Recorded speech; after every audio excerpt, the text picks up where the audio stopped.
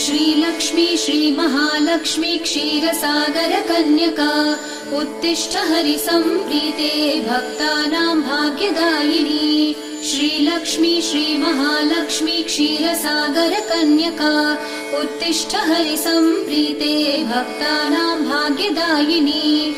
उत्तिष्ठोत्तिष्ठ श्रीलक्ष्मी विष्णुवक्षस्थलालये उत्तिष्ठ करुणापूर्णे लोकानां शुभदायिनी। उत्तिष्ठोत्तिष्ठ श्रीलक्ष्मी विष्णुवक्षस्थलालये उत्तिष्ठ करुणापूर्णे लोकानां शुभदायिनी। श्रीपद्ममध्यवसिते वरपद्मनेत्रे श्रीपद्महस्तचिरपूजित पद्मपादे श्रीपद्मजात जननी शुभपद्मवक्त्रे श्रीलक्ष्मी भक्तवरदे तव सुप्रभातम्।